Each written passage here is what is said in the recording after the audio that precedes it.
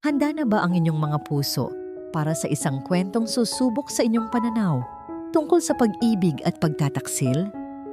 Halina't pakinggan natin ang isang salaysay kung saan ang kahinaan ay nagiging pinakamalakas na sandata.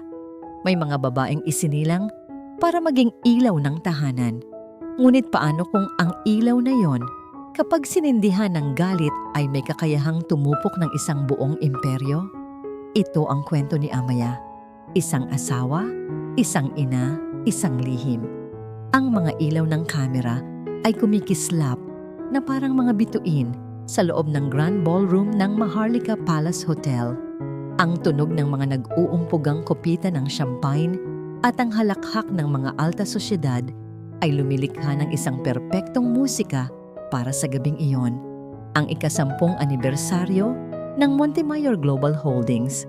At sa gitna ng lahat, nakaupo si Amaya Luwalhati Montemayor, ang larawan ng perpektong asawa ng isang CEO. Ang kanyang damit ay simple ngunit elegante. Ang kanyang ngiti ay hindi natitinag, kahit na ang bawat sulok ng kanyang diwa ay sumisigaw. 10 taon. 10 taon ang pagiging anino ng kanyang asawa, si Datu Alon Montemayor. Umalingaw-ngaw ang boses ni Datu sa mikropono, puno ng kumpiyansa na nagmumula sa kapangyarihan at yaman. Guwapo siya, makisig, ang pangarap ng bawat babae. Ngunit para kay Amaya, ang boses na yon ay isang malamig na hiwa sa kanyang puso.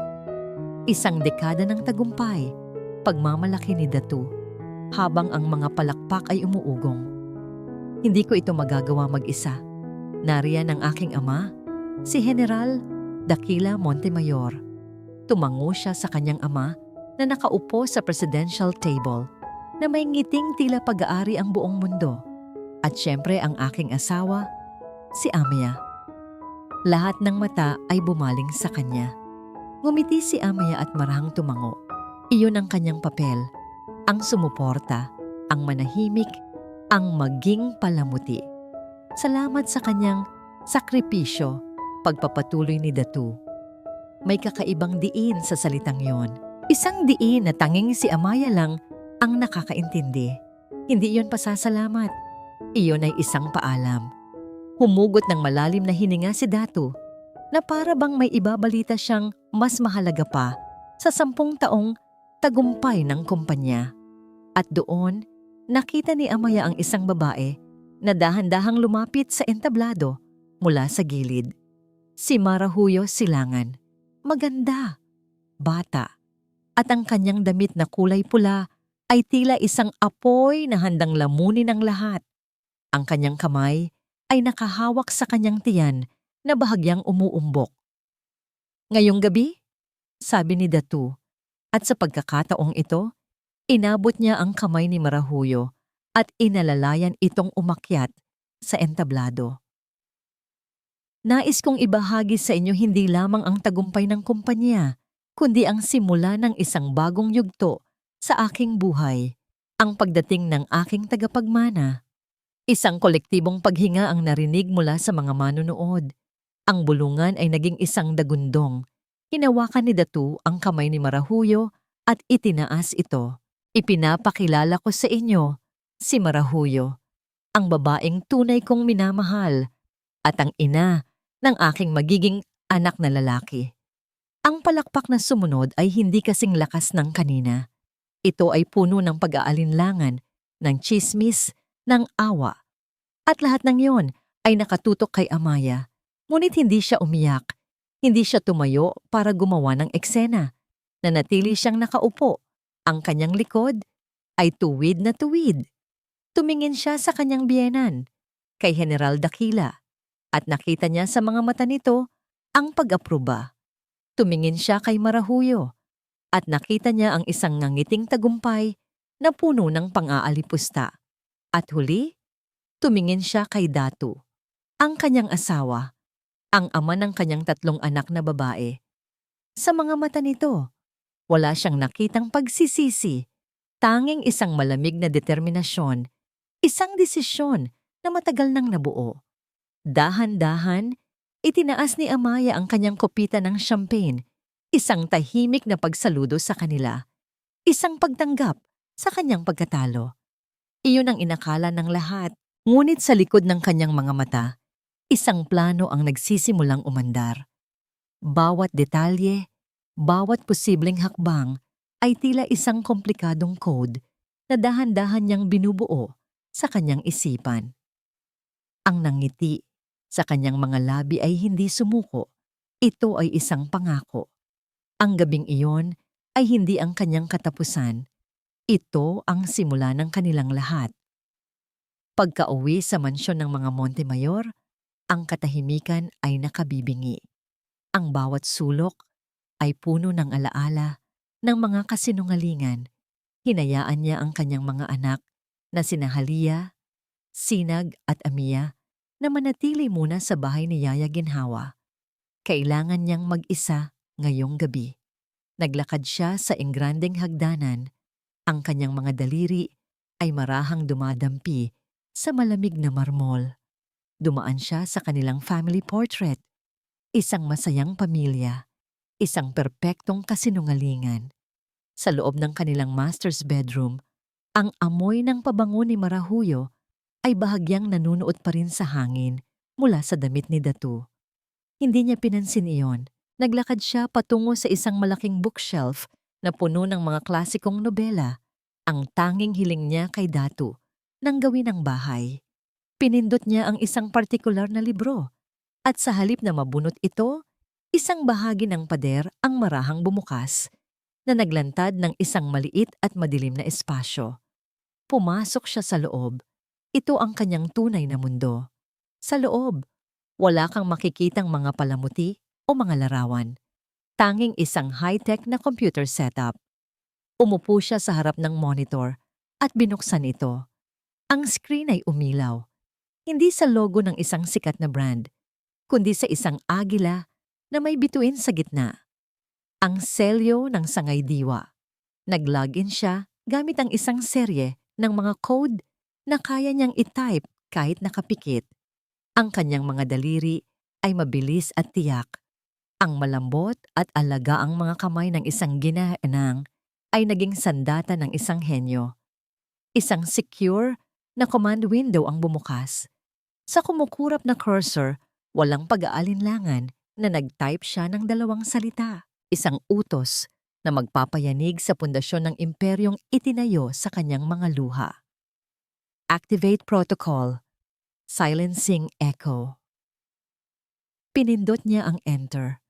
Ang isang maliit na salita ay lumitaw sa screen. Confirmed.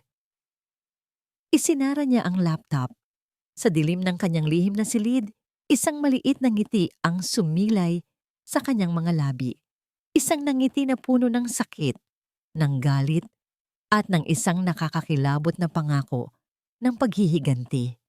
Tapos na ang gabi ng pananahimik. Bukas, magsisimula na ang ingay.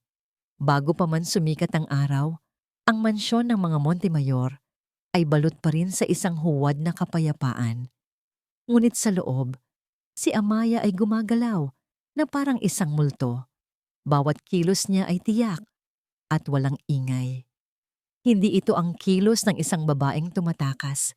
Ito ang kilos ng isang sundalong nagsasagawa ng isang misyon. Sa tabi niya ay si Yaya Ginhawa, ang matandang kasambahay na naging higit pa sa isang ina sa kanya. Sa mga mata ni Yaya Ginhawa, mayroong lungkot, ngunit higit pa roon, mayroong pag-unawa at katapatan. Walang tanong, tanging tulong. Sigurado ka na ba dito, anak? Bulong ni Yaya Ginhawa habang buhat-buhat ang natutulog na si Amya. Tumango si Amaya, ang kanyang mukha ay kalmado. Mas sigurado pa po ako kaysa sa ano pa man, Yaya. Dahan-dahan nilang ginising ang kambal na sina Halia at Sinag. Walang pag-iyak. Tanging mga matang nagtatanong. Hinaplos ni Amaya ang kanilang mga buhok. Mga anak, may bago tayong lalaruin. Isang adventure. Magiging tahanan natin ang isang kastilyo sa kalangitan. Ang mga bata, sa kanilang inosenteng isipan, ay napangiti. Para sa kanila, ito ay isang laro. Para kay Amaya, ito ang pagbawi sa kanilang buhay. Isang maliit na maleta lang ang dala nila para sa bawat isa. Ang lahat ng mamahaling damit, alahas, at mga regalong ibinigay sa kanya ni Datu sa loob ng 10 taon ay naiwan. Hindi niya kailangan ang mga iyon. Ang mga iyon ay tanikala, hindi yaman. Sa ibabaw ng kama kung saan sila minsang nangako ng walang hanggan, iniwan ni Amaya ang isang sobre. Sa loob nito, isang dokumento. Ang annulment papers, pirmado na niya. Walang liham, walang paliwanag. Tanging isang malamig at legal na katotohanan. Iyon lamang ang nararapat kay Datu. Habang papalabas sila ng pinto, saglit na lumingon si Amaya. Ang mansyon na ito ay naging kanyang gintong hawla. Ngayon, iiwan niya itong guguho. Hindi sila dumaan sa pangunahing gate. Isang itim na van na walang marka ang naghihintay sa kanila sa isang tagong bahagi ng property. Walang nakakita sa kanilang pag-alis. Ang paglisan ng reyna ay kasing tahimik ng kanyang paghahari. Ang kanilang destinasyon ay isang makabagong gusali sa puso ng Maharlika City. Isang gusaling salamin na tila umabot sa mga ulap. Dumiretso sila sa isang private elevator na nangangailangan ng fingerprint at iris scan para mabuksan. Ito ang kanyang kastilyo. Bumukas ang pinto ng elevator at tumambad sa kanila ang isang malawak na penthouse. Malayo sa klasikong disenyo ng mansyon, ang lugar na ito ay minimalist, modern at high-tech.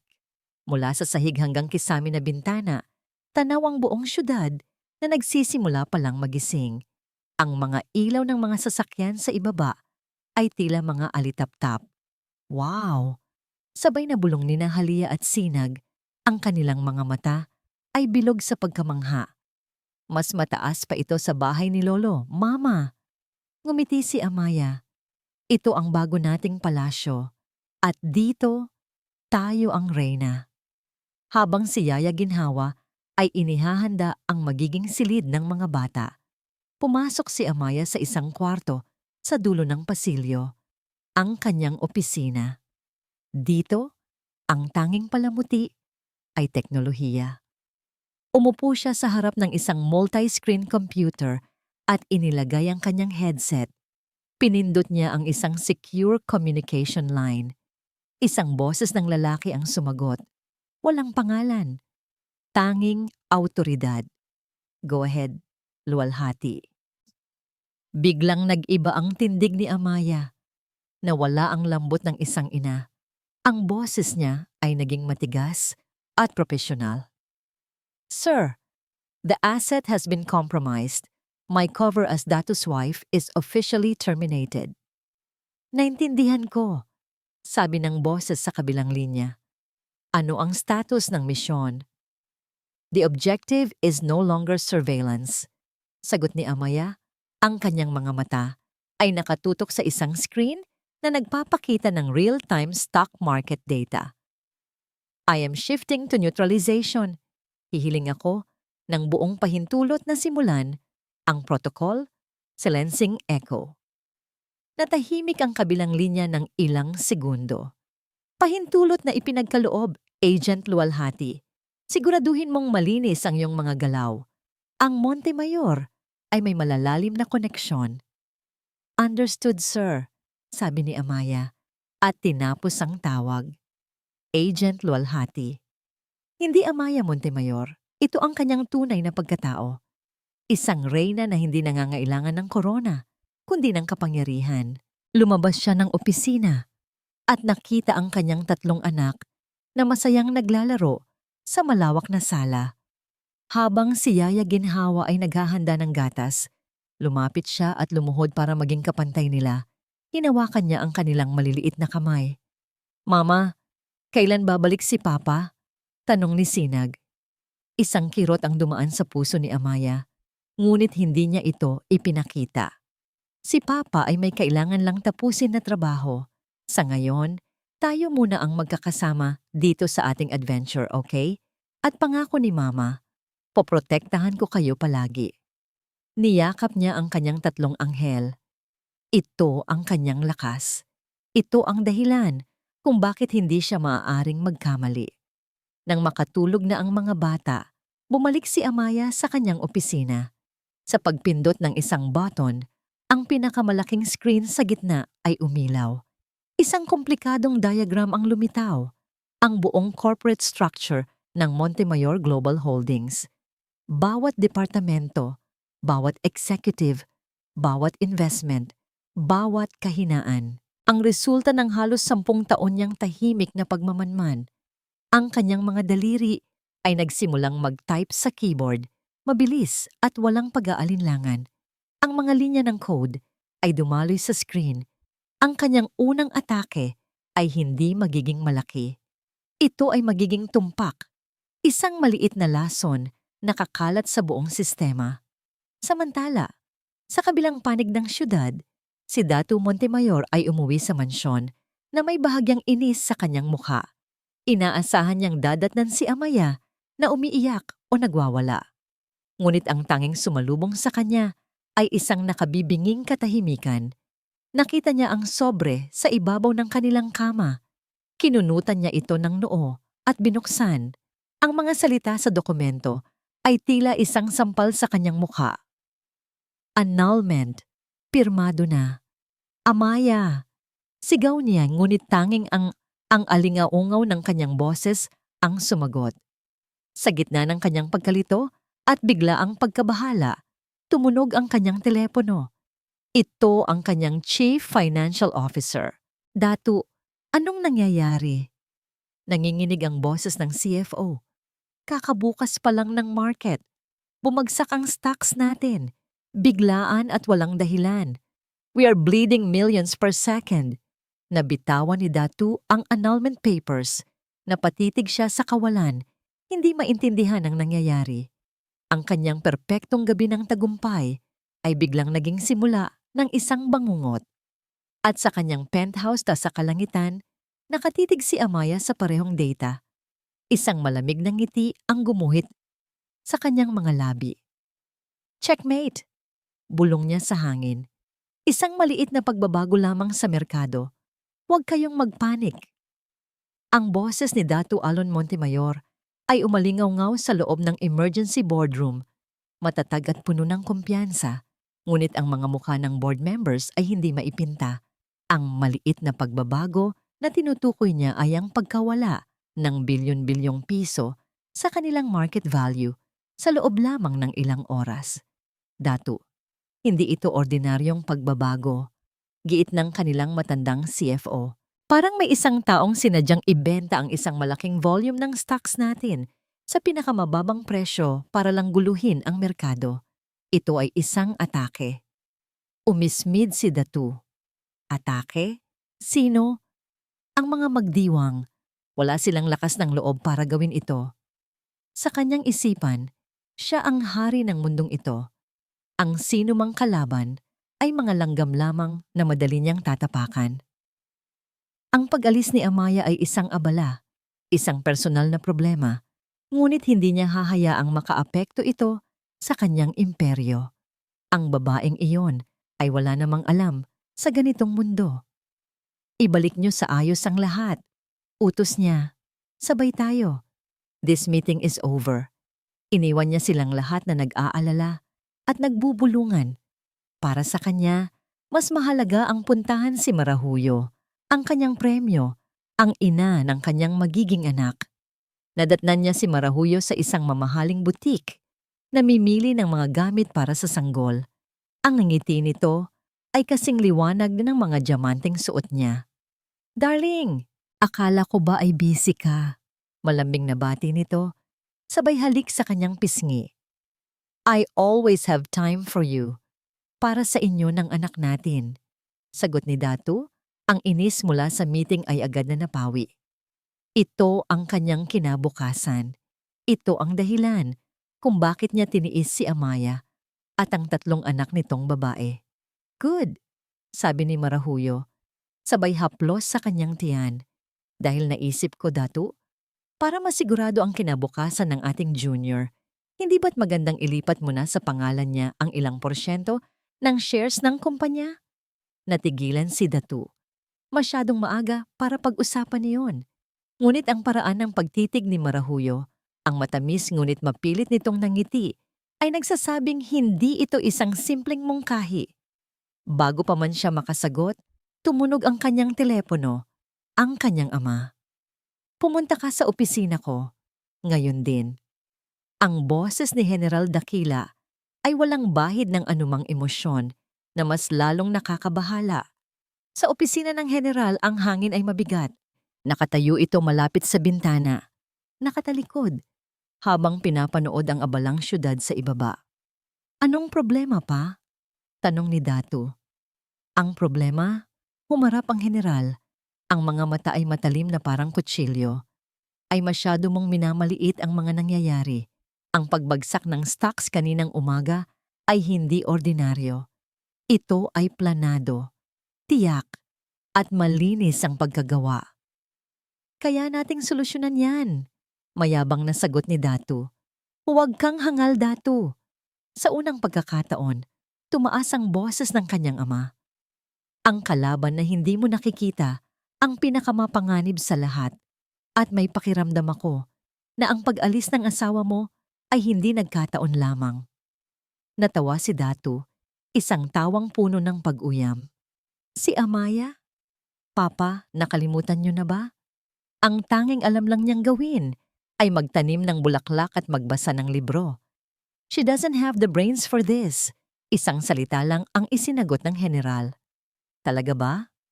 Ang tanong na yon ay binitin sa hangin at sa sandaling iyon, sunod-sunod na nag-vibrate ang telepono ni Datu. Mga alerto mula sa iba't ibang news agencies. Breaking news: Montemayor Global Holdings involved in illegal land grabbing for luxury resort project. Leaked documents reveal Montemayor's unethical business practices. Indigenous community to file charges against Datu Montemayor. Nanlaki ang mga mata ni Datu habang binabasa ang mga headline. Ang proyektong yon ay dapat confidential. Ang mga dokumentong yon ay dapat nakatago sa pinaka-secure na server ng kumpanya. Paanong? Sinasabi ko na nga ba? Malamig na sabi ni General Dakila na tila hindi nagulat. May ahas sa loob ng ating bakuran. O baka naman, ang ahas ay matagal nang nakatira sa tabi mo. Biglang pumasok sa isip ni Datu ang mukha ni Amaya. Ang kanyang tahimik na ngiti sa party. Ang pirma niya sa annulment papers. Ang pag-alis niyang walang bakas. Hindi. Imposible. Hindi niya kaya to. Ngunit ang duda ay nagsimula nang kumalat sa kanyang isipan na parang lason. Sa gitna ng kaguluhan, muling tumunog ang kanyang telepono. Isang hindi rehistradong numero. Dahil sa inis, sinagot niya ito. Sino to? Sigaw niya. Isang pamilyar na boses ang sumagot mula sa kabilang linya. Isang boses na kalmado at tila nanunuya. Si Calixto Magdiwang, ang kanyang mortal na karibal sa negosyo. Easy, Datu, sabi ni Calixto. Mukhang mainit ang ulo mo. Tumawag lang ako para magbigay ng isang maliit na payo. Wala akong kailangan mula sa'yo. Makinig ka. Pagpapatuloy ni Calixto at biglang naging seryoso ang kanyang boses. Huwag mong hanapin ang kalaban mo sa mga lugar na inaasahan mo at mag-ingat ka. May isang sandaling katahimikan bago niya binitiwan ang kanyang huling mga salita. Ang bagyo ay nagsisimula pa lang. Ibinaba ni Calixto ang tawag. Naiwan si Datu na hawak ang telepono. Ang kanyang pagiging kampante ay biglang naglaho. Napalitan ng isang damdaming matagal na niyang hindi naramdaman. Takot. Ang bawat araw ay isang bagong impyerno para kay Datu Alon Montemayor. Ang dating matatag na imperyo na kanyang pinamumunuan ay unti-unti nang nagiging abo. Ang araw na ito ay nagsimula sa isang tawag mula sa Japan. Ang kanilang pinakamalaking tech partner, isang kumpanyang 10 taon na nilang kasosyo, ay biglang bumitiw sa kanilang multibilyong pisong kontrata. Ang dahilan: loss of confidence in the company's integrity. Bago pa man niya maibato ang kanyang telepono sa galit, isa na namang tawag ang pumasok. Ang isa sa kanilang pabrika sa Laguna ay ipinasara ng Denor dahil sa isang anonymous tip tungkol sa pagtatapon ng chemical sa ilog. Isang akusasyong walang basihan, ngunit sapat na para magdulot ng panibagong dagok sa kanilang reputasyon. Ang mga haligi ng Montemayor Global Holdings, ang mga haliging inakala niyang hindi kailanman magigiba, ay isa-isang bumibigay. Ang mga mamumuhunan ay nag-uunahang magbenta ng kanilang mga shares. Ang mga bangko ay nagbabantang i-pull out ang kanilang mga loan. Gawan niyo ng paraan. Sigaw niya sa kanyang mga executive sa telepono. Ang boses ay paos na sa galit at kakulangan sa tulog. Iyan ang trabaho ninyo. Iyan ang dahilan kung bakit malaki ang mga sahod ninyo. Pagkatapos ibaba ang tawag, isang nakabibinging katahimikan ang bumalot sa kanyang malawak na opisina. Tumingin siya sa paligid. Ang mamahaling Italian furniture, ang mga painting na gawa ng mga pambansang alagad ng sining, ang tanawin ng buong Maharlika City mula sa kanyang bintana. Lahat ng ito ay simbolo ng kanyang kapangyarihan. Ngunit ngayon, ang mga ito'y tila isang insulto, isang paalala sa lahat ng mawawala sa kanya. Hindi na niya napigilan ang sarili. Sa isang sigaw ng pagkasuklam, iwinasiwas niya ang kanyang braso sa ibabaw ng kanyang mesa. Ang mga papel ay lumipad. Ang mamahaling laptop ay bumagsak sa sahig. Kinuha niya ang isang kristal na decanter ng alak at ibinato ito sa pader, na lumikha ng isang malakas na pagbasag. Nakahinga siya ng malalim. Ang kanyang dibdib ay mabilis na tumataas at bumababa. Ngunit ang galit ay hindi nawala dahil hindi niya alam kung saan ito itutuon. Sino ang kanyang kalaban? Sino ang multong dahan-dahang sumisira sa kanya? Sa gitna ng kanyang pagwawala, bumukas ang pinto. Pumasok si Marahuyo na may inis sa kanyang magandang mukha. "Datu, ano ba yan? Kanina pa kita tinatawagan." Reklamo niya. Hindi man lang pinansin ang nagkalat na bubog sa sahig. "Na-cancel ang supplementary credit card ko. Nakakahiya. Paano ko mababayaran ang bagong Hermes bag na pinareserve ko?" Napatingin si Datu sa kanya, hindi makapaniwala. Ang kanyang mundo ay gumuho, at ang inaalala nito ay isang bag. "Marahuyo, hindi mo ba nakikita? Ang kumpanya ay nasa krisis." Tinaasan siya nito ng kilay. "At anong pakialam ko dyan? Responsibilidad mo yan, hindi ba? Ang responsibilidad mo sa akin ay ibigay ang buhay na ipinangako mo. Akala ko ba ay reyna ako dito?" Sa sandaling yun, isang alaala ang biglang pumasok sa isip ni Datu.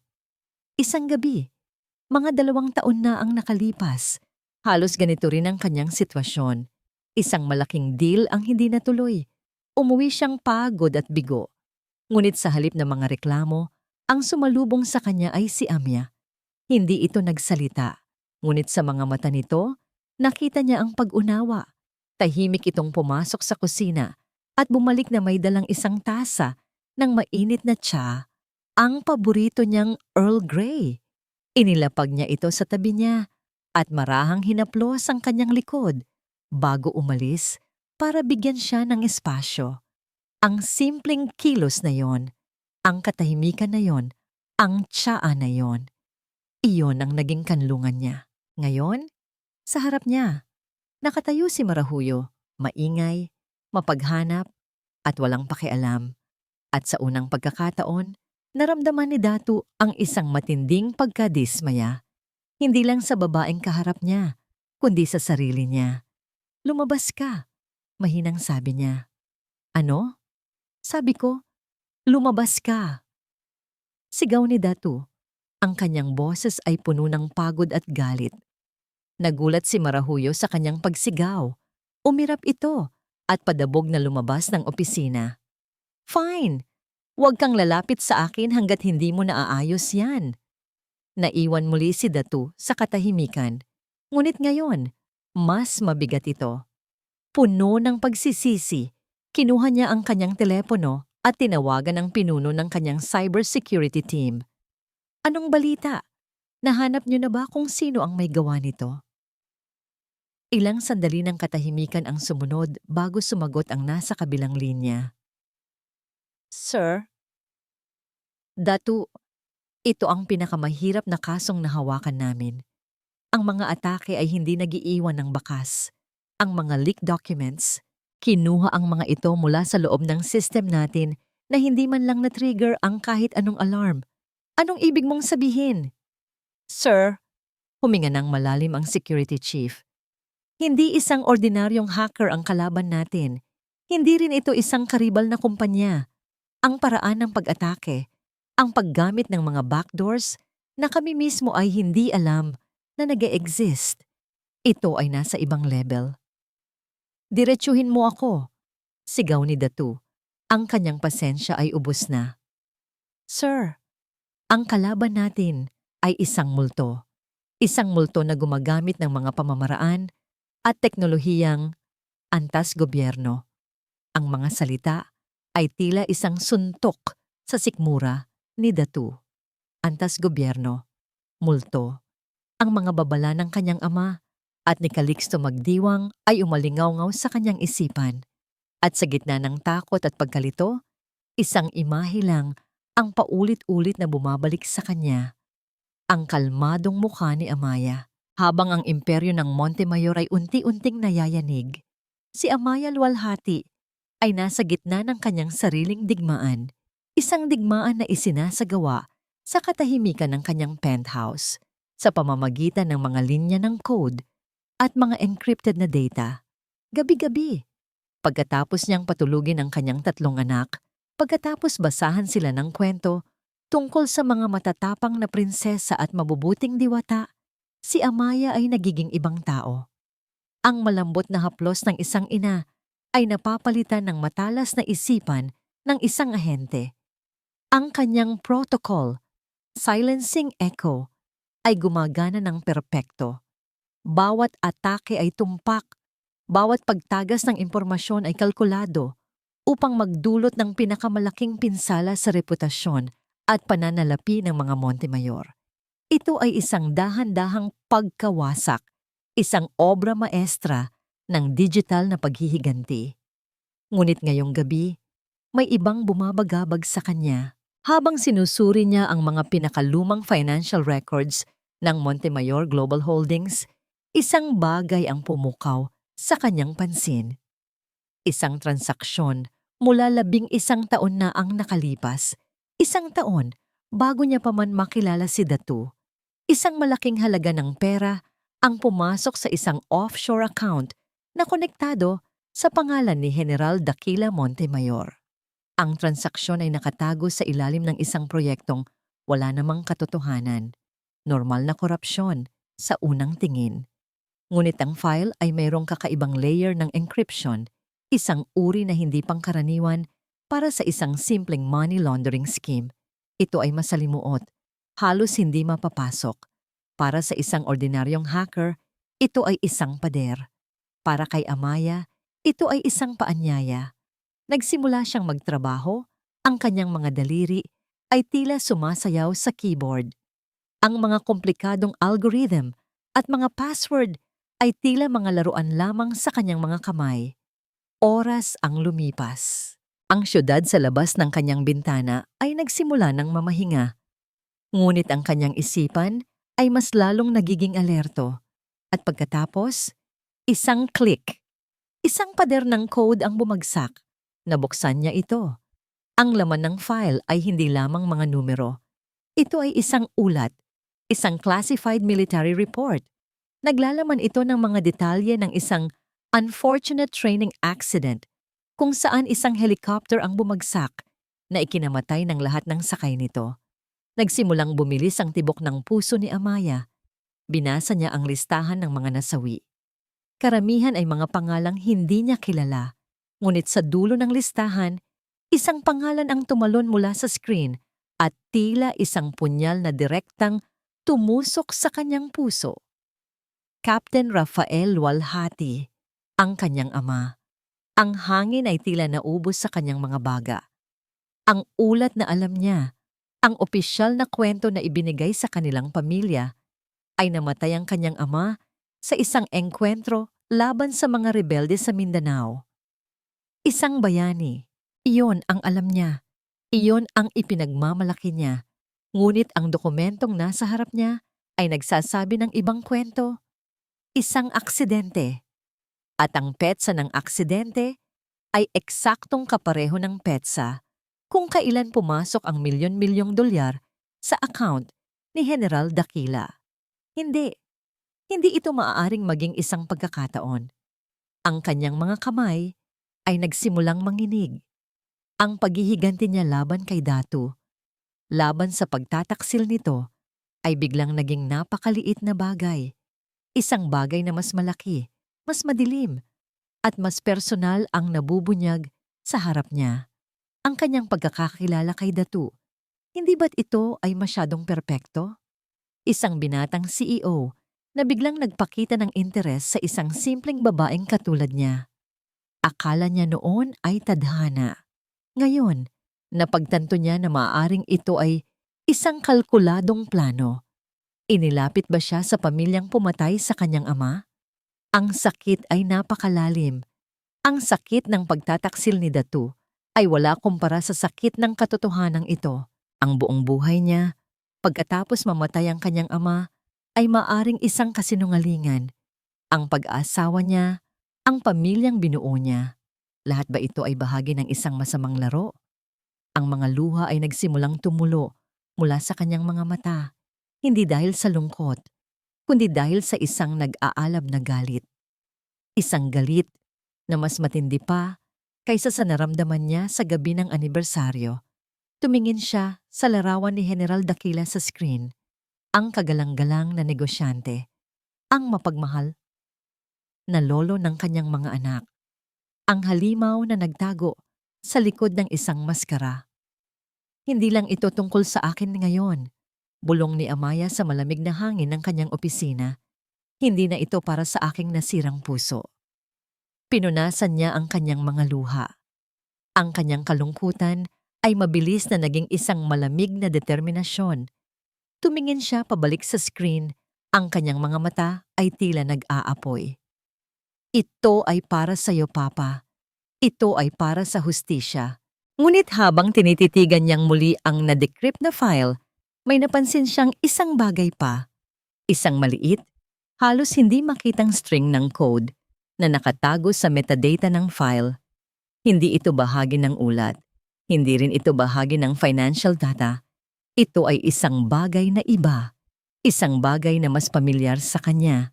Isang uri ng kodigo na huli niyang nakita sa mga training manuals ng sangay-diwa.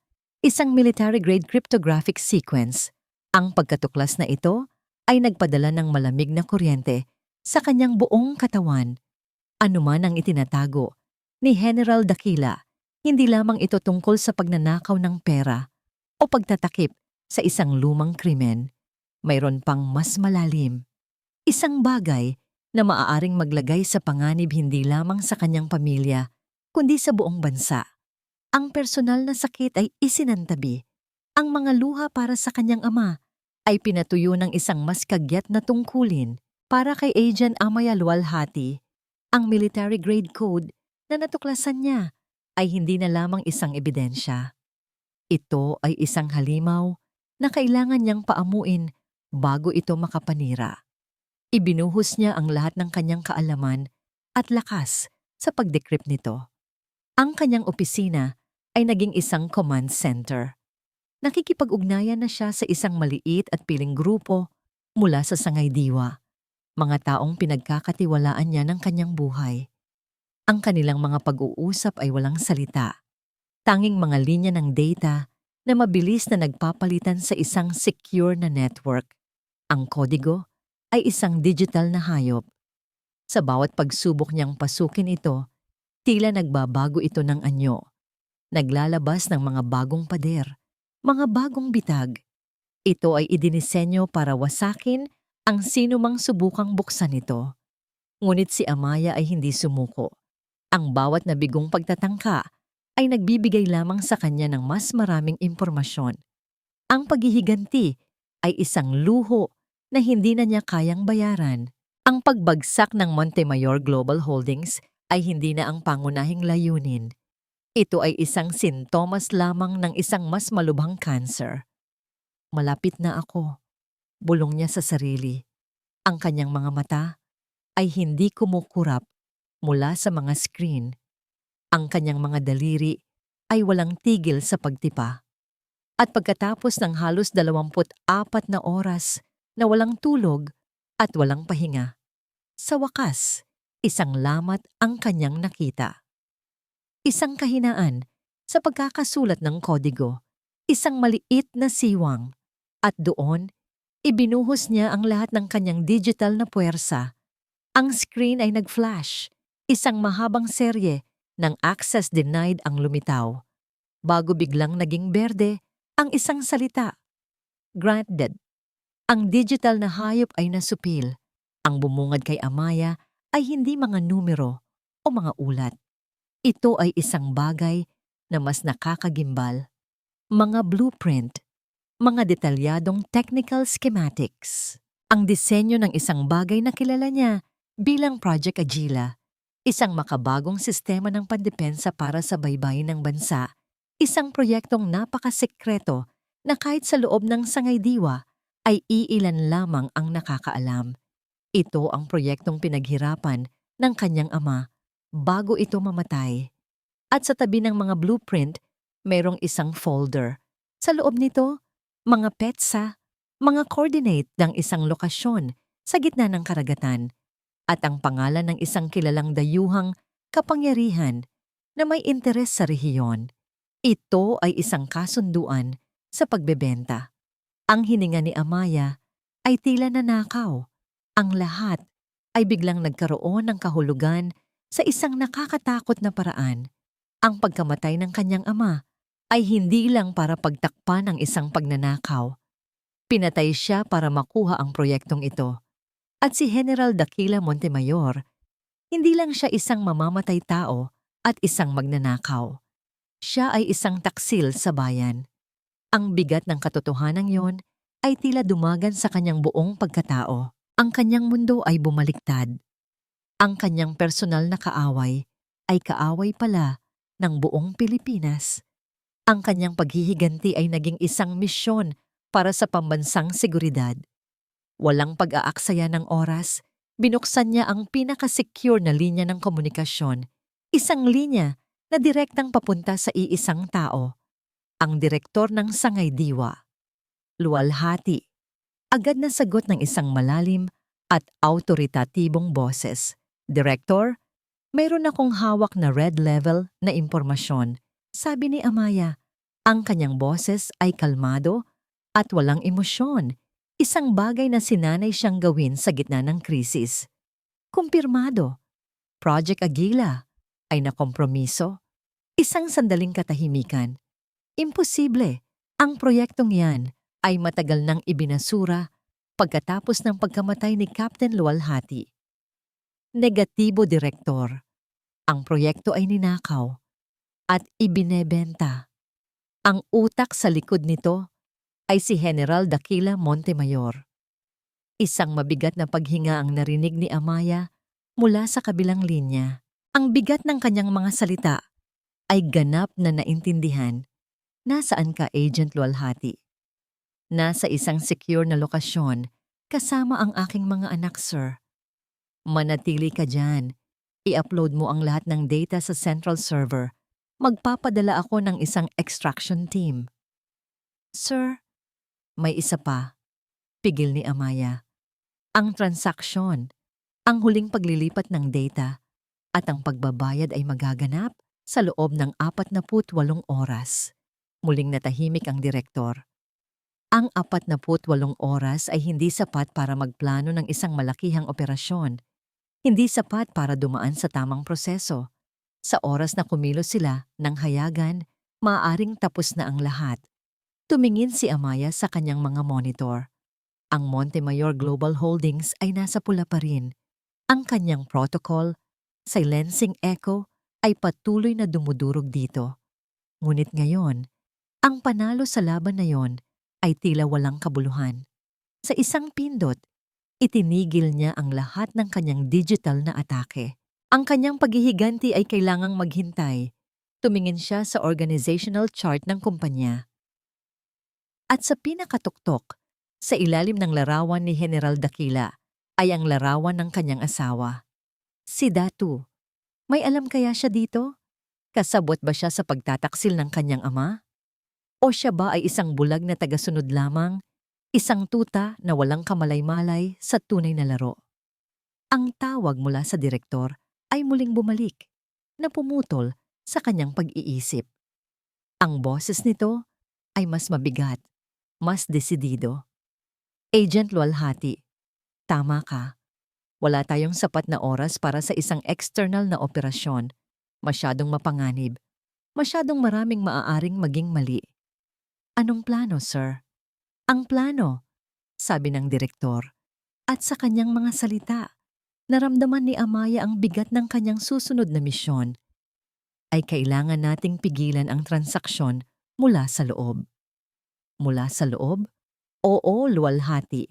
Kailangan natin ng isang tao sa loob. Isang taong malapit kay General Dakila. Habang si Amaya ay nahaharap sa isang krisis na may kinalaman sa buong bansa, si Datu Alon Montemayor ay abala sa pagharap sa kanyang sariling pagguho. Ngunit ang pagguhong ito ay hindi na tungkol sa pera o sa kumpanya. Ito ay tungkol sa kanyang puso at sa kanyang kahangalan. Sa loob ng ilang araw, sinubukan niyang hanapin si Amaya. Ngunit para siyang naglaho na parang bula. Walang nakakaalam kung nasaan siya. Ang kanyang mga dating kaibigan, ang kanyang pamilya, lahat ay walang masabi. Ang tanging naiwan sa kanya ay ang isang mansyon na puno ng katahimikan at ang nakakabaliw na pakiramdam na siya ang may kasalanan sa lahat. At sa gitna ng lahat ng ito, nariyan pa rin si Marahuyo. Ang kanyang presensya na dati nagbibigay sa kanya ng aliw at pagmamalaki ay ngayon tila isang pabigat. Ang kanyang bawat salita ay isang reklamo. Ang kanyang bawat hiling ay isang utos. Ngunit ang huling dagok ay dumating sa anyo ng isang sobre. Isang sobreng walang pangalan ang nagpadala na iniwan sa kanyang desk ng isang mensahero. Sa loob nito, wala siyang nakitang sulat ng pagbabanta. Wala ring hinihinging pera. Ang tanging laman nito ay 2 papel.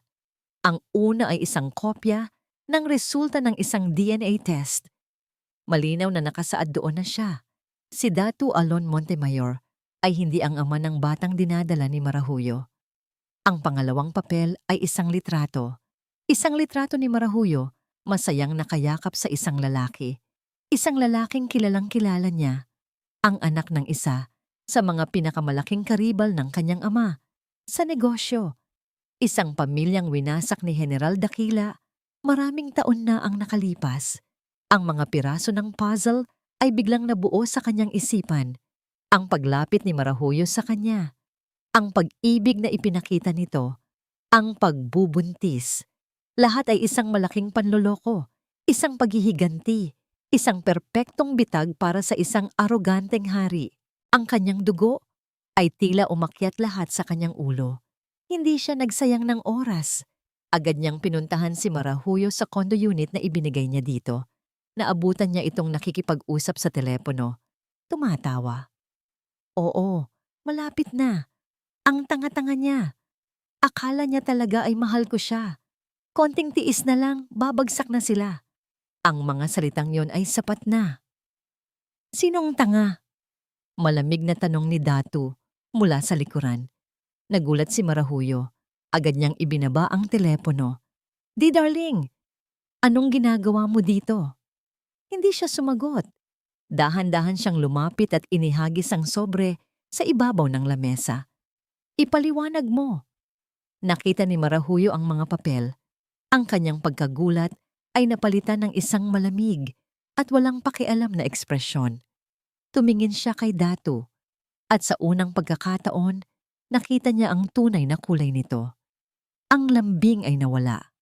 Ang pag-ibig ay naglaho. Ang natira ay purong pangaalipusta. Oh, nalaman mo na pala, sabi nito, na may kasamang isang maliit na tuwanay.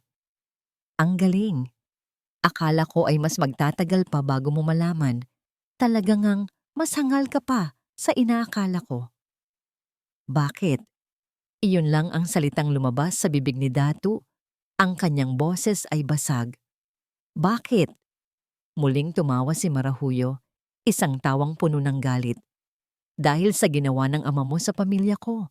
Winasak ninyo kami. Kinuha ninyo ang lahat. Akala nyo ba ay hahayaan ko na lang yon? Ito ang aking paghihiganti, Datu. Ang unti-unti mong pagbagsak. Habang kinukuha ko ang lahat ng yaman na dapat ay samin. Ang bata ay totoo. Pag-amin nito. Ngunit hindi sa'yo. Siya ang magiging tagapagmana ng pamilya namin gamit ang perang makukuha ko mula sa'yo. Bawat salita ay isang sampal. Bawat katotohanan ay isang saksak. Napagtanto ni Datu kung gaano siya naging bulag. Ipinagpalit niya ang isang tunay na pamilya, ang kanyang 3 anak na babae, ang isang asawang tahimik na nagmahal sa kanya para sa isang magandang kasinungalingan. Umalis ka, sabi ni Datu. Ang kanyang boses ay walang laman. Umalis ka sa buhay ko at huwag na huwag ka nang magpapakita pa. Ngumisi si Marahuyo. With pleasure? Tapos na rin naman ang papel ko. Enjoy watching your kingdom burn. Kinuha niya ang kanyang mamahaling bag at walang lingon-likod na lumabas ng kondo. Naiwan si Datu sa gitna ng silid, napapaligiran ng mga gamit na binili niya para sa isang pamilyang hindi naman pala totoo. Napaupo siya sa sahig. Ang imahe ng isang hari ay gumuho at ang natira ay isang ordinaryong lalaki. Lugmok sa sakit at pagsisisi. Wala na ang kumpanya. Wala na ang babaeng akala niya'y mahal niya. At higit sa lahat, wala na ang pamilyang binaliwala niya. Sa kanyang pag-iisa, kinuha niya ang kanyang wallet. Mula sa isang tagong bahagi nito, kinuha niya ang isang maliit at kupas ng litrato. Isang litrato niya kasama si Amiya at ang 3 bata noong maliliit pa sila sa isang simpleng parke. Lahat sila ay nakangiti. Isang tunay na ngiti. Ang mga luha ay nagsimulang mamuo sa kanyang mga mata. Niyakap niya ang litrato. Amaya, mga anak, patawarin niyo ako. Gabi na nang bumalik siya sa kanyang opisina sa Montemayor Tower. Ang lugar ay madilim at walang buhay, isang salamin ng kanyang nararamdaman. Nagbukas siya ng isang bote ng mamahaling whiskey at nagsimulang uminom, direkta mula sa bote. Gusto niyang magpakalasing. Gusto niyang makalimot. Sa gitna ng kanyang pag-inom, isang tunog ang kanyang narinig mula sa katabing opisina, ang opisina ng kanyang ama. Marahil ay naroon ito, nag-iisip din ng paraan para isalba ang kanilang pangalan. Dahan-dahan siyang tumayo at lumapit sa pader na naghihiwalay sa kanilang dalawa. At doon, sa gitna ng gabi at ng kanyang kalasingan, narinig niya ang boses ni General Dakila na may kausap sa telepono. Isang pag-uusap na tuluyang dudurog sa anumang natitira sa kanyang mundo. Ang whiskey ay tila naging tubig na lamang sa lalamunan ni Datu. Ang tama ng alak na inaasahan niyang magpapamanhid sa kanyang sakit ay biglang naglaho. Pinalitan ito ng isang matinding lamig na gumapang sa kanyang buong katawan. Isang lamig na hindi dulot ng aircon, kundi ng mga salitang naririnig niya mula sa kabilang pader. Oo, sigurado ako, sabi ng boses ni General Dakila sa telepono. Ang boses na yon, na dating nagbibigay sa kanya ng inspirasyon at kumpiyansa, ay ngayon tunog ng isang demonyo. Ang transaksyon ay tuloy na tuloy sa loob ng 2 araw. Pagkatapos niyan, lahat ng koneksyon ay puputulin na. Transaksyon? Anong transaksyon? Akala ni Datu ay ang pag-ahon sa kumpanya ang pinagkakaabalahan ng kanyang ama. Isang sandaling katahimikan ang sumunod. Ang tungkol sa pamilya ng anak ko? Oo, sila ang problema. Biglang tumayo ang mga balahibo ni Datu. Pamilya ng anak niya? Ibig sabihin, si Amaya at ang kanyang 3 anak na babae. Hindi natin alam kung nasaan sila. pagpapatuloy ng general. At iyon ang panganib. Ang babaeng iyon, si Amaya. Mayroon akong masamang kutob tungkol sa kanya. Masyadong tahimik, masyadong kalmado. Hindi siya maaaring hayaang mabuhay. Siya at ang kanyang mga anak ay maaaring maging hadlang sa hinaharap. Ang puso ni Datu ay tila tumigil sa pagtibok. Narinig ba niya ng tama ang kanyang ama? Hindi maaaring hayaang mabuhay. Hanapin ninyo sila. Utos ng general. Ang kanyang boses ay naging kasing talim ng yelo. Wala akong pakialam kung paano nyo gagawin. Bago ako umalis ng bansang ito, gusto kong siguraduhin na walang anumang bakas na maiiwan. Walang testigo, walang ugnayan. Pagkatapos ninyong mahanap, tapusin nyo na agad. Isang aksidente, isang sunog, o isang simpleng pagkawala. Gawin ninyong malinis. Isang salita ang paulit-ulit na umalingaw-ngaw sa isipan ni Datu. Tapusin. Ang mga apo ko? Isang maikling, walang emosyong tawa ang narinig ni Datu. Sila ay mga Montemayor lamang sa pangalan, ngunit dugo sila ng isang luwalhati. Sila ay isang pagkakamali. Isang kalat na kailangang linisin. Kalat na kailangang linisin. Halya. Sinag. Amya. Ang kanyang tatlong anghel. Ang kanyang mga anak na binaliwalan niya. Ngayon, ang sarili nilang lolo ang nag-uutos na patayin sila. Ang baso ng whiskey ay nahulog mula sa kamay ni Datu. Lumikha ng isang malakas na pagbasag sa sahig. Ngunit hindi niya ito narinig. Ang tanging naririnig niya ay ang mabilis na kabog ng kanyang dibdib at ang mga nakakakilabot na salita ng kanyang ama. Ang imahe ng kanyang ama bilang isang kagalang-galang na general at isang matagumpay na negosyante ay gumuho sa isang iglap. Ang natira ay isang halimaw. Isang halimaw na handang isakripisyo ang sarili nitong kadugo para sa pera at kapangyarihan. Lahat ng kanyang paghihirap, lahat ng kanyang pagsunod, lahat ng kanyang sakripisyo para makuha ang paghanga nito, lahat ay para sa isang demonyo. Biglang natapos ang tawag sa kabilang kwarto. Narinig ni Datu ang mga yabag na papalapit sa pinto. Agad siyang kumilos. Kahit na ang kanyang mga tuhod ay nanginginig. Pumasok siya sa ilalim ng kanyang mesa. Nagtago sa dilim. Pinipigilan ang kanyang hininga. Bumukas ang pinto ng kanyang opisina. Pumasok si General Dakila. Sinilip nito ang loob. Nakita nito ang basag na bote at ang baso sa sahig. Umiling-iling ito. Mahina. Bulong ng general sa sarili. Puno ng pagkadismaya. Katulad ng kanyang ina. At pagkatapos ay umalis ito, isinarado ang pinto at iniwan si Datu sa dilim. Nag-iisa. Kasama ang isang katotohanang mas masakit pa kaysa sa lahat ng pagtataksil na naranasan niya. Hindi na tungkol sa kumpanya. Hindi na tungkol sa paghihiganti ni Marahuyo. Hindi na rin tungkol sa kanyang nasirang puso. Isang bagay lang ang mahalaga ngayon, ang kaligtasan ng kanyang mga anak. Ang pagkalasing niya ay ganap na nawala, pinalitan ng isang matinding adrenaline. Ang takot ay naroon, ngunit sa likod ng takot, isang bagong damdamin ang umusbong, isang damdamin na matagal na niyang kinalimutan.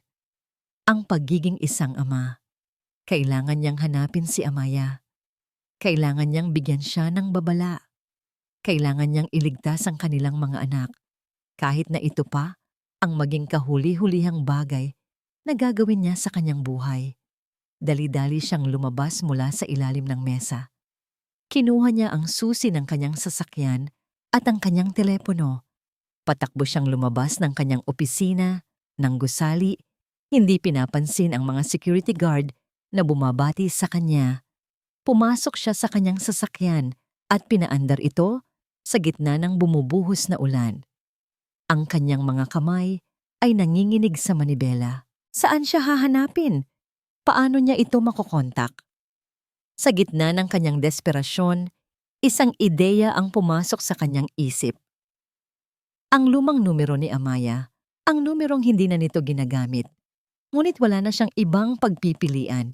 Ginamit niya ang voice command para i-dial ang numero. Call Amaya. Old number. Nagring ito. 1, 2, 3. Inaasahan niyang voicemail lang ang sasagot. Ngunit sa ika-4 na ring, may sumagot. Hello? Ang boses. Hindi ito ang boses ni Amaya. Ito ay boses ng isang lalaki. Isang boses na pamilyar sa kanya. Sino to? Tanong ni Datu. Ang kanyang puso ay kumakabog. Sino ka para magtanong? Matigas na sagot ng lalaki. Bakit mo tinatawagan ang numerong ito? At doon, kinilala ni Datu ang boses. Ang boses na nagbigay sa kanya ng babala. Calixto? Tanong niya. Hindi makapaniwala. Calixto Magdiwang? Bakit? Bakit nasa iyo ang telepono ni Amaya? Ang tawag ay dumating kay Amaya sa pamamagitan ni Calixto Magdiwang. Nasa linya si Datu. Sabi ni Calixto, ang kanyang boses ay kalmado, ngunit may bakas ng pag-aalala. Gusto kang makausap. Desperado siya. Sinabi kong hindi maari pero hayaan mo siyang magsalita. Sagot ni Amaya. Ang kanyang mga mata ay nakatutok sa isang monitor na nagpapakita ng lokasyon ng telepono ni Datu. Gumagalaw ito ng mabilis sa kahabaan ng EDSA. Ilagay mo sa speaker. Narinig ni Amaya ang boses ni Datu, basag at puno ng pagmamakaawa. Calixto, pakiusap. Sabihin mo sa kanya, kailangan ko siyang makausap. Tungkol ito sa mga bata. Nasa panganib sila. Tumingin si Amaya sa mga natutulog na mukha ng kanyang mga anak sa isa pang monitor sa pamamagitan ng isang security camera sa kanilang silid. Ang puso niya ay bahagyang kumirot, ngunit ang kanyang mukha ay nanatiling isang blangkong maskara. Sabihin mo sa kanya, magkita kami. Ang lugar ng pagkikita ay isang private suite sa isang di kilalang hotel, isang lugar na pag-aari ng isa sa mga shell corporations ni Calixto. Ligtas, walang makakakita. Pagdating ni Datu, hindi si Amaya ang una niyang nakita, kundi si Calixto na nakatayo malapit sa pinto. Si Datu ay isang anino na lamang ng dating makapangyarihang CEO. Ang kanyang damit ay lukot, ang kanyang buhok ay basa sa ulan, at ang kanyang mga mata ay namumula at ligaw. Amoy alak at desperasyon. Nasaan siya? Tanong agad ni Datu. Mula sa dilim ng isang sulok, lumabas si Amaya. Ang kanyang tindig ay tuwid. Ang kanyang suot ay isang simpleng itim na turtleneck at pantalon. Ang kanyang muka ay kalmado. Ang kanyang mga mata ay malamig na parang yelo. Tila isang hukom na handang magbigay ng hatol. Ang itsura nilang dalawa ay magkasalungat. Siya ang larawan ng pagbagsak at si Amaya ang larawan ng kontrol. Amaya! Bulong ni Datu. Tila hindi makapaniwala. Lumakad siya palapit, ngunit huminto nang itaas ni Amaya ang isang kamay. Huwag kang lalapit, sabi niya. Ang boses ay walang anumang emosyon. Salamat, Calixto. Iwan mo na kami. Tumango si Calixto at tahimik na lumabas ng silid. Isinara ang pinto. Ngayon, silang dalawa na lang. Anong kinalaman niya sa'yo? Bungad ni Datu. Ang pagkalito ay nasa kanyang boses. Wala kang pakialam doon. Putol ni Amaya. Mayroon kang 5 minuto. Sabihin mo kung bakit ka narito. Bago pa ako magbago ng isip. Ang lamig sa boses ni Amaya ay tila isang sampal na gumising kay Datu. Napagtanto niyang hindi ang kanyang asawa ang kaharap niya ngayon. Ang ama ko. Nagsimula si Datu. Ang kanyang boses ay nanginginig. Narinig ko siya, Amaya. May kausap siya sa telepono. Ikinuwento niya ang lahat. Ang tungkol sa isang malaking transaksyon. Ang plano ng general na umalis ng bansa.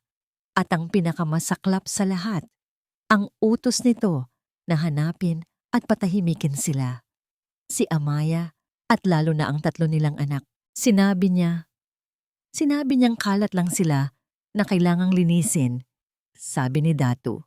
At sa puntong yon, Ang kanyang pagtitimpi ay bumigay. Ang mga luha ay malayang dumaloy sa kanyang mga pisngi. Tinitigan lamang siya ni Amaya. Ang kanyang ekspresyon ay hindi nagbabago. Pinapanood niya ang bawat kilos, bawat panginginig ng labi, bawat patak ng luha. Sinusuri niya kung ito ay isa na namang pag-arte. Pakiusap, Amaya. Maniwala ka sa akin. Pagmamakaawa ni Datu. At pagkatapos, ginawa niya ang isang bagay na hindi kailanman inakala ni Amaya na gagawin ng isang Datualon Montemayor. Lumuhod siya. Sa sahig. Sa harap niya. Ang dating hari Engam ay nakaluhod na parang isang pulubi. Alam kong wala akong karapatan. Alam kong sinaktan kita. Alam kong isa akong gago. Pero pakiusap. Iligtas mo ang mga anak natin. Hayaan mo akong tumulong. Hayaan mo akong protektahan sila. Kahit ito na lang ang huling bagay na magawa ko. Sa unang pagkakataon, nakita ni Amaya ang isang bagay na totoo sa mga mata ni Datu. Hindi pagmamayabang, hindi galit, tanging purong takot. Isang takot na tanging isang ama lamang ang makakadama. Hindi pa rin siya nagsalita. Kinuha niya ang isang maliit na tablet mula sa kanyang bulsa at mabilis na nag-type. Sa screen, binuksan niya ang isang secure na file mula sa sangay diwa. Isang psychological profile ni General Dakila at ang mga pinakabagong intelligence reports tungkol sa mga galaw nito. Ang sinasabi ni Datu, ang biglaang paglipat ng assets, ang mga lihim na pagpupulong, ang pagtaas ng security, lahat ay tumutugma. Ang impormasyon mula sa loob, nadala ni Datu ang huling piraso ng puzzle. Ibinalik niya ang tablet sa kanyang bulsa at tumingin sa nakaluhod pa ring lalaki sa harap niya. Tumayo ka, utos niya. Dahan-dahang tumayo si Datu. Ang kanyang mukha ay puno ng pag-asa. Makikipagtulungan ako sa'yo, sabi ni Amaya at nakahinga ng maluwag si Datu. Ngunit hindi pa siya tapos. Pero linawin natin ang isang bagay. Gagawin ko ito hindi para sa'yo at lalong hindi para sa atin. Gagawin ko ito para sa mga anak ko at para sa isang mas malaking misyon. Kahit ano, Amaya, kahit ano. Meron akong isang kondisyon. Pagpapatuloy niya, ang kanyang mga mata ay tila tumatagos sa kaluluwa ni Datu. Pagkatapos ng lahat ng ito, kapag ligtas na ang mga bata at tapos na ang misyon, wala nang tayo. Hindi mo na kami muling makikita. Magiging isang estranghero ka na lang sa buhay namin. Malinaw ba? Ang bawat salita ay isang kirot, ngunit tumango si Datu. Malinaw. Iyon ang kabayaran sa kanyang mga kasalanan. Biglang nag-iba ang aura ni Amaya. Ang bakas ng dating asawa ay tuluyan ng naglaho. Ang kaharap ni Datu ngayon ay si Agent Lualhati. Good. Dahil mula ngayon, ako ang masusunod. Bawat sasabihin ko, gagawin mo. Walang tanong. Naglakad siya patungo sa bintana at tumingin sa basang syudad sa ibaba. Ang kanilang mga anino ay magkalayo sa loob ng silid. Kailangan nating pigilan ang transaksyon ng ama mo, sabi ni Amaya na tila kinakausap ang sarili. At kailangan natin siyang makuha ng buhay. Humarap siya kay Datu. Ang kanyang mga mata ay puno ng isang mapanganib na plano. Para gumana ang bitag na ito, sabi niya, ang kanyang boses ay malamig at kalkulado. Kailangan kitang gawing pain. Kinabukasan, bumalik si Datu sa pugad ng leon. Ngunit hindi na siya ang dating Datu na takot at sunod-sunuran. Ngayon, bawat kilos niya ay may layunin. Bawat salita niya ay bahagi ng isang mapanganib na script na binuo ni Amaya. Pumasok siya sa opisina ng kanyang ama. Nadatnan niya si General Dakila na nakatayo, nakatanaw sa bintana, tila isang hari na pinagmamasdan ang kanyang kaharian sa huling pagkakataon. Pa, sabi ni Datu, sinisikap na maging normal ang kanyang boses, ngunit may bahid ng pagsisisi at pagod. Humarap ang general. Nasaan ka kagabi? Mukha kang basahan. Ito na ang simula ng kanyang pag-arte. Nagpakalasing ako, pag-amin ni Datu. Nawala na ang lahat pa. Ang kumpanya, si Marahuyo, si Amaya at ang mga bata.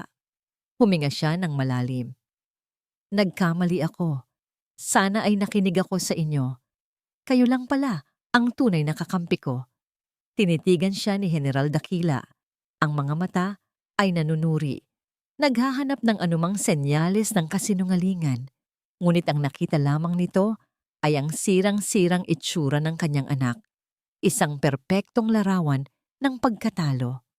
Dahan-dahan, isang ngiti ang gumuhit sa mga labi ng general. Isang ngiti ng pagwawagi. Mabuti at napagtanto mo na, sabi nito, sabay tapik sa kanyang balikat. Huwag kang mag-alala, anak. May mas magandang kinabukasan na naghihintay para sa atin, malayo sa lugar na ito. Talaga po?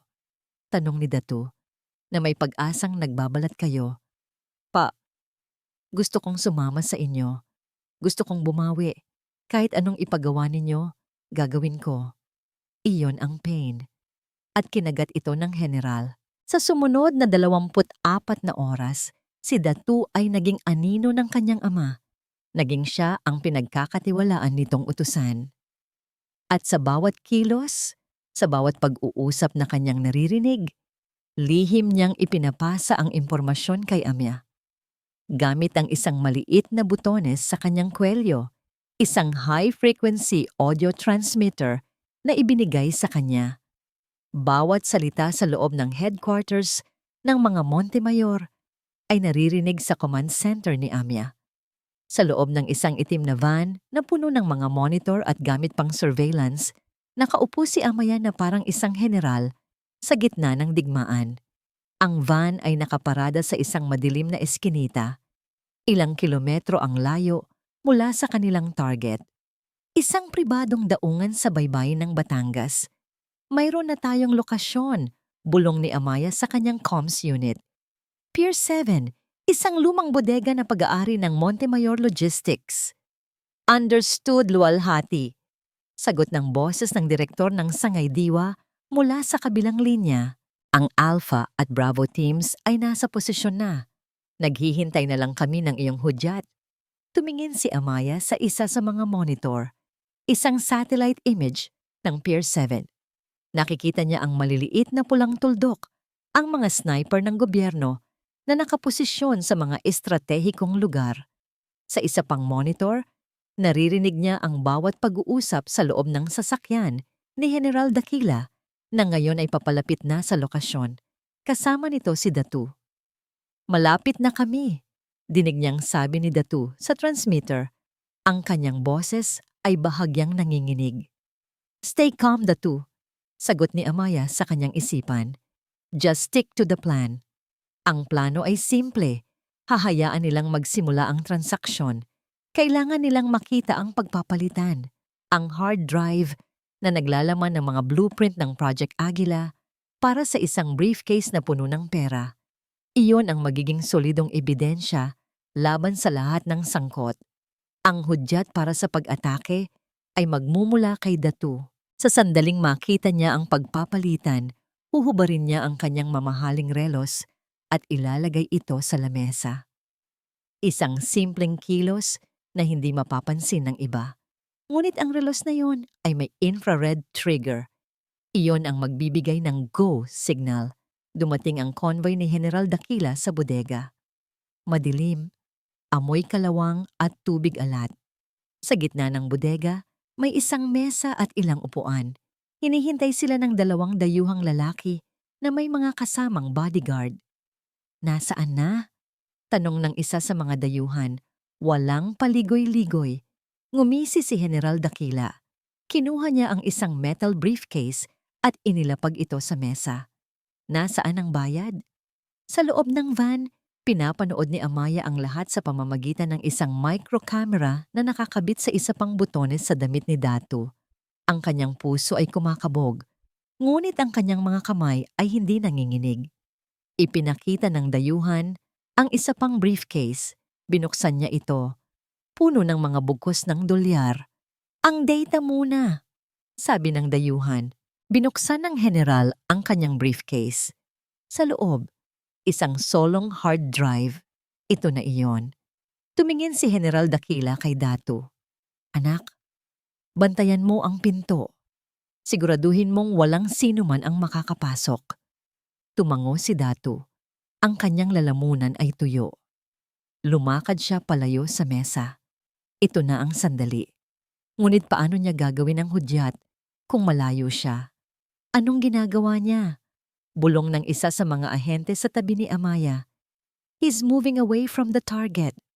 Datu, anong nangyayari? Tanong ni Amaya sa comms, sa isang frequency na siya lang ang naririnig. Ngunit hindi makasagot si Datu. Nag-iisip siya. Kailangan niyang gumawa ng paraan.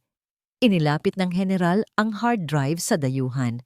Ang dayuhan naman ay itinulak ang briefcase ng pera. Sa desperasyon, isang ideya ang pumasok sa isip ni Datu. Pa! Sigaw niya iya. Napalingon ang lahat sa kanya. Nakalimutan niyo po ang panyo ninyo sa sasakyan. Sabi niya, isang palusot na walang katuturan. Kinunutan siya ng noo ng general. Ano bang pinagsasasabi mo? Ngunit hindi na yun pinansin ni Datu. Naglakad siya pabalik sa mesa. Habang dumadaan siya, sinadya niyang matapilok. Para mapanatili ang kanyang balanse, napahawak siya sa gilid ng mesa. At sa pagkakataong iyon, habang ang atensyon ng lahat ay nasa kanya, ang kanyang kaliwang kamay, na may suot na relos, ay marahang dumampi sa ibabaw ng mesa. Sa command van, isang maliit na ilaw sa console ni Amaya ang biglang naging berde. Go! Go! Go! Sigaw ni Amaya sa kanyang mikropono. Sa isang iglap, ang katahimikan ng gabi ay nabasag. Ang mga pinto ng bodega ay sabay-sabay na bumukas. Ang mga sinag ng malalakas na flashlight ay tumutok sa mga nasa loob. Mga-pulis, huwag gagalaw. Nagsimula ang putukan. Nagkagulo. Ang mga ahente ng sangay-diwa ay mabilis na pumasok. Sa gitna ng kaguluhan, nakita ni General Dakila ang lahat. Nakita niya ang pagpasok ng mga ahente. Nakita niya ang takot sa mukha ng mga dayuhan. At higit sa lahat, nakita niya ang kanyang anak na si Datu, na nakatayo malapit sa mesa. Ang mukha ay puno ng determinasyon at pagsisisi. Naintindihan niya ang lahat. Ang kanyang sariling anak, ang nagkanulos sa kanya, ang pagtataksil. Ito ang pinakamasakit sa lahat. Sa galit na hindi pa niya naramdaman kailanman, bumunot si General Dakila ng baril mula sa kanyang tagiliran. Ngunit hindi niya ito itinutok sa mga paparating na ahente. Itinutok niya ito ng diretso sa puso ng kanyang nag-iisang anak. Datu! Ang sigaw ay nanggaling kay Amaya. Sa sandaling makita niya sa monitor ang baril na nakatutok sa kanyang asawa, hindi na siya nag-isip. Iniwan niya ang seguridad ng command van at tumakbo ng buong bilis patungo sa bodega. Ang kanyang sariling baril ay nasa kamay. Ang pagiging ahente at ang pagiging asawa ay nag-isa sa sandaling iyon. Ang oras ay tila bumagal. Nakita ni Datu ang galit sa mga mata ng kanyang ama, ang daliri nito sa gatilyo. Ipinikit niya ang kanyang mga mata. Handa nang tanggapin ang kanyang kabayaran. Ngunit ang putok na kanyang narinig ay hindi tumama sa kanya. Isang putok ang umalingaw-ngaw, ngunit nanggaling ito sa ibang direksyon. Ang baril sa kamay ni General Dakila ay tinamaan na naging dahilan upang mabitawan niya ito. Isang sigaw ng sakit ang kumawala mula sa general. Mula sa isang madilim na sulok ng bodega, sa likod ng mga naglalakihang kahon, isang anino ang lumitaw. Isang anino na pamilyar sa kanila. Si Marahuyo Silangan. Hawak niya ang isang maliit na pistola at ang usok ay umuusok pa mula sa dulo nito. Ang kanyang magandang mukha ay wala ng bahid ng pagkukunwari. Ito ay puno ng purong galit at paghihiganti. Ang bala na yan ay para sa pamilya ko, General. Sabi ni Marahuyo, ang kanyang boses ay nanginginig sa emosyon. Ngunit ang makita kang mabulok sa kulungan ay mas masarap na paghihiganti. Ang biglaang paglitaw ni Marahuyo ay nagbigay ng sapat na pagkakataon Para sa mga ahente na kumilos, agad nilang pinalibutan at dinisarmahan si General Dakila. Ang hari ay tuluyan ng nahuli, ngunit ang panganib ay hindi pa tapos. Isa sa mga natitirang bodyguard ng mga dayuhan na nagtatago sa likod ng isang poste ay nagpaputok ng kanyang baril. Ang kanyang target, si Amaya, na ngayon ay nasa gitna na ng bodega, papalapit kay Datu. Ang lahat ay nangyari ng napakabilis. Nakita ni Datu ang bodyguard, nakita niya ang direksyon ng putok, nakita niyang si Amaya ang tatamaan, walang pag-aalinlangan, walang pag-iisip, tanging isang purong kilos ng proteksyon. Amaya! Isinantabi ni Datu ang sariling takot at tumakbo. Itinulak niya si Amaya palayo sa linya ng putok. At sa paggawa nito, siya ang sumalo sa bala. Isang matinding kirot ang kanyang naramdaman sa kanyang tagiliran. Ang kanyang mga binti ay biglang nanghina. Bumagsak siya sa sahig. Ang kanyang hininga ay naging mababaw. Datu! Sigaw ni Amaya. Ang kanyang boses ay puno ng takot sa unang pagkakataon. Agad siyang lumuhod sa tabi nito. Ang kanyang mga kamay ay nanginginig habang tinatakpan ng sugat na dumudugo. Bakit mo ginawa yon? Tumingin si Datu sa kanya. Isang maliit na ngiti ang sumilay sa kanyang mga labi, kahit na may sakit. Siguro, may isang bagay pa akong nagawang tama. Mabilis na nilapitan sila ng mga mediko ng team. Habang inaasikaso si Datu, ang kanyang mga mata ay nanatiling nakatitig kay Amaya. Ang babaeng sinaktan niya, ang babaeng ipinagpalit niya, ang babaeng sinagip niya. Samantala, si General Dakila ay kinakadena na. Habang dinadala siya palayo, napadaan siya sa kinabubuwalan ni Datu. Tinitigan niya ang kanyang anak, hindi nang may awa, kundi nang may sukdulang pagkamuhi. Taksil! Bulong niya, bago tuluyang ilabas ng bodega. Ang huling laban ay tapos na. Ang sumunod na mga eksena ay malabo para kay Amaya. Ang ingay ng mga ambulansya, ang mga ilaw ng ospital, ang paghihintay. Nakaupo siya sa isang malamig na upuan sa labas ng emergency room. Ang kanyang mga kamay ay mayroon pa ring bahid ng dugo ni Datu. Si Calixto Magdiwang ay nasa tabi niya, tahimik na nagbibigay ng suporta. Magiging maayos din siya, sabi ni Calixto. Hindi sumagot si Amaya. Ang kanyang isipan ay isang magulong bagyo. Ang plano ay dapat perpekto, walang dapat masaktan. Ngunit ang isang bagay na hindi niya naisama sa kanyang kalkulasyon ay ang kakayahan ni Datu na magsakripisyo. Pagkatapos ng ilang oras na tila walang katapusan, lumabas ang isang doktor. Sino sa inyo ang pamilya ng pasyente? Ako po. Mabilis na sagot ni Amaya. Asawa niya ako. Sa kabila ng lahat, sa sandaling iyon ang tanging katotohanang mahalaga. Stable na po siya, sabi ng doktor. Nasa recovery room na. Masuwerte siya. Ilang pulgada lang ang layo sa isang vital organ. Kailangan niya ng pahinga, pero malalagpasan niya ito. Isang hininga ng ginhawa ang kumawala mula kay Amaya. Isang hiningang hindi niya namalayang pinipigilan niya. Pinayagan siyang pumasok sa silid. Si Datu ay nakahiga, maputla, at nakakabit sa ilang mga makina. Ngunit humihinga siya. Buhay siya. Umupo si Amaya sa tabi ng kanyang kama at pinagmasdan siya. Ang aroganteng CEO ay nawala. Ang natira ay ang lalaking minsan niyang minahal ng buong puso. Ang ama ng kanyang mga anak. Dahan-dahan, iminulat ni Datu ang kanyang mga mata. Nang makita niya si Amaya, isang mahinang ngiti ang muling lumitaw. Aakala ko, panaginip lang, bulong niya. Hindi, sagot ni Amaya, ang kanyang boses ay malambot. Ang mga bata, ligtas ba sila? Iyon ang una niyang tanong. Tumango si Amaya. Ligtas sila. Isang luha ang tumulo mula sa mata ni Datu. Mabuti naman. Tumingin siya kay Amaya Ang kanyang mga mata ay puno ng isang bigat na hindi kayang sukatin. Amaya, patawad. Hindi sumagot si Amaya. Hinayaan lang niyang hawakan ni Datu ang kanyang kamay. Ang pagpapatawad ay isang mahabang daan, ngunit sa sandaling iyon, sa tahimik na silid ng ospital, habang hawak ang kamay ng lalaking nagligtas sa kanya, naramdaman ni Amaya na marahil, posible itong lakarin. Alam kong hindi ako karapat-dapat, sabi ni Datu.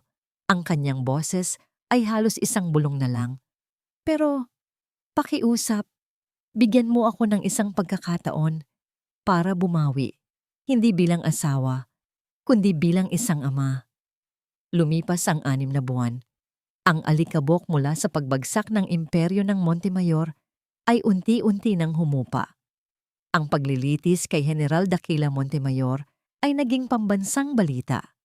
Sa huli, napatunayan siyang nagkasala hindi lamang sa economic sabotage, kundi sa mas mabigat na kasalanan ng pagtataksil sa bayan. Hinatulan siya ng habambuhay na pagkakakulong, walang pagkakataong magpiyansa. Ang kanyang pangalan, na dati simbolo ng kapangyarihan, ay ngayon simbolo na ng kasakiman at pagkakanulo. Si Marahuyo Silangan, sa kanyang pagtestigo laban sa general, ay nabigyan ng mas magaan na sentensya. Pagkatapos ng lahat, bumalik siya sa isang tahimik na buhay kasama ang kanyang anak, malayo sa anino ng mga Montemayor. Ang Montemayor Global Holdings ay isinailalim sa receivership ng gobyerno. Ang mga natirang legal na yaman ay halos naubos sa pagbabayad ng mga utang at multa. Ngunit sa labas ng ingay ng korte at ng mundo ng negosyo, isang mas tahimik na kwento ang dahan-dahang isinusulat. Si Datu Alon Montemayor, pagkatapos ng kanyang milagrosong paggaling, ay naging ibang tao. Ang dating kayabangan ay napalitan ng kapakumbabaan. Ang dating pagwawalang bahala ay napalitan ng isang malalim na pagnanais na bumawi. Isang hapon, nagkita sila ni Amaya sa isang maliit at tahimik na coffee shop, malayo sa mata ng publiko. Ito ang kanilang huling opisyal na pag-uusap tungkol sa kanilang nakaraan. Tinupad ko ang usapan, sabi ni Datu, habang iniabot kay Amaya ang isang folder ng mga dokumento. Ibinenta ko na ang lahat ng natitirang ari-arian ko. Ang perang ito, itinuro niya ang bank statement, ay para sa mga bata, para sa kanilang pag-aaral, sa kanilang kinabukasan. Ang natitira ay ibinigay ko sa isang foundation para sa mga batang biktima ng karahasan. Tiningnan ni Amaya ang mga papel. Hindi niya kailangan ng pera, ngunit naintindihan niya ang kahulugan sa likod nito. Ito ang paraan ni Datu ng pagbabayad pinsala. Hindi ko ito hinihiling, Datu, sabi ni Amaya. Alam ko, sagot ni Datu. Isang malungkot na ngiti ang nasa kanyang labi. Ngunit kailangan kong gawin ito para sa sarili ko, para maramdaman kong meron pa akong kahit kaunting halaga. Tumingin siya ng diretso sa mga mata ni Amaya. Hindi ko hinihiling na bumalik ka sa akin, Amaya. Alam kong sinira ko na ang lahat.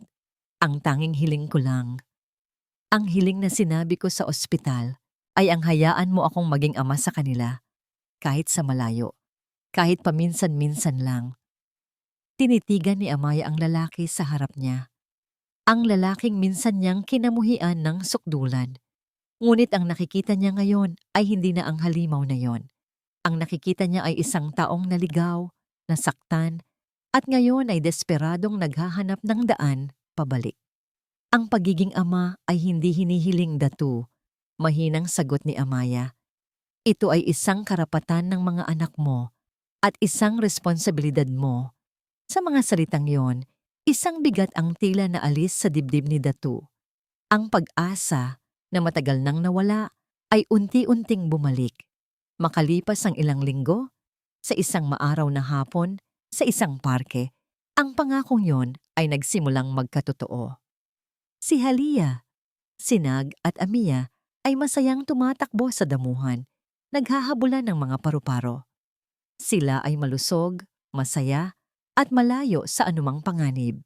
Sa ilalim ng isang malaking puno ng akasya, nakaupo si Amaya sa isang bench, pinapanood ang kanyang mga anak. Ang kanyang buhay ay bumalik na sa isang uri ng normalidad.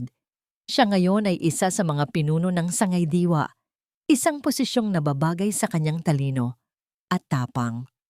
Ngunit sa mga sandaling tulad nito, siya ay si Mama lang. Maya-maya, isang pamilyar na anino ang dumaan sa kanyang harapan, si Datu. Nakasuot lamang siya ng simpleng polo shirt at maong. Malayo sa dati niyang mga mamahaling suit, may dala siyang 3 lobo na may iba't ibang kulay. "Hi!" Alanganing bati niya. Ngumiti si Amaya. "Hi!" Walang salitang namagitan, ngunit nagkaintindihan sila. Tumayo si Amaya at tinawag ang mga bata. "Mga anak, tingnan niyo kung sino ang dumating." Ang 3 bata ay lumingon. Sa una, may pag-aalinlangan sa kanilang mga mukha. Ngunit nang makita nila ang nangiti sa mukha ni Datu, isang nangiting totoo at puno ng pagmamahal, at ang mga lobo sa kamay nito, dahan-dahan silang lumapit. "Papa?" Bulong ni Amia ang bunso. Lumuhod si Datu para maging kapantay nila. Ang mga luha ay muling namuo sa kanyang mga mata. "Oo, anak, si Papa." Ang 3 bata ay nagkatinginan at pagkatapos ay sabay-sabay na tumakbo at niyakap ang kanilang ama. Isang yakap na matagal na niyang pinangarap. Isang yakap na naghilom sa lahat ng sugat. Pinanood sila ni Amaya mula sa malayo. Ang puso niya ay puno ng isang emosyon na hindi niya akalaing mararamdaman niya muli. Kapayapaan. Ang daan sa hinaharap ay hindi pa malinaw. Ang pagpapatawad ay isang proseso. Ang pagbuo muli ng tiwala ay mangangailangan ng mahabang panahon. Ngunit sa sandaling iyon, habang pinapanood niya ang 4 na pinakamahahalagang tao sa kanyang buhay na magkakasama, alam niyang nasa tamang landas sila. Lumapit si Datu sa kanya habang ang mga bata ay masayang naglalaro sa mga lobo. Tumayo sila nang magkatabi sa ilalim ng puno, hindi magkahawak kamay, ngunit hindi na rin magkalayo. "Salamat, Amaya," bulong ni Datu. "Para saan?" "Para sa pangalawang pagkakataon," sagot niya. Hindi sumagot si Amya. Tumingin lang siya sa kanyang mga anak. At pagkatapos ay kay Datu. Isang maliit na ngiti ang sumilay sa kanyang mga labi. Isang nanangiting puno ng pag-asa. Ang kanilang kwento ng pag-ibig ay hindi natapos sa isang masayang happily ever after. Ito ay namatay, nasunog, at naging abo.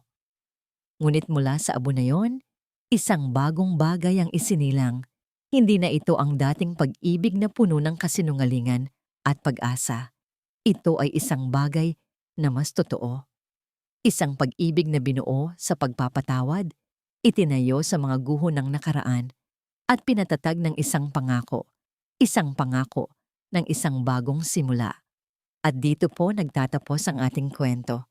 Isang salaysay na nagpapatunay na ang tunay na pag-ibig ay hindi nasusukat sa kawalan ng pagkakamali, kundi sa kakayahang magpatawad at magsimulang muli. Ang pinakamalalim na sugat ay nagmumula sa mga taong pinakamamahal natin. Ngunit ang pinakamabisang lunas ay matatagpuan din sa pagpapatawad at pagbibigay ng pangalawang pagkakataon. Hindi lamang para sa kanila, kundi para na rin sa ating sariling kapayapaan. Maraming salamat po sa inyong walang sawang pagsubaybay. Sana po ay nasiyahan at may napulot kayong aral sa kwento ni Amaya at Datu. Ano po ang masasabi ninyo sa kanilang paglalakbay? At anong uri naman ng kwento ang gusto ninyong mapakinggan sa susunod? I-comment nyo lang po sa ibaba. Hindi dito nagtatapos ang ating paglalakbay. Marami pa pong kwentong kasing ganda at mas puno ng aral dito sa aming channel. Kung nagustuhan nyo ang kwentong ito, i-like, i-share sa pamilya at mga kaibigan, at mag-subscribe na rin para lagi kayong updated sa mga susunod pa naming kwento. I-click nyo ang notification bell para kayo ang unang makarinig kapag may bago kaming upload.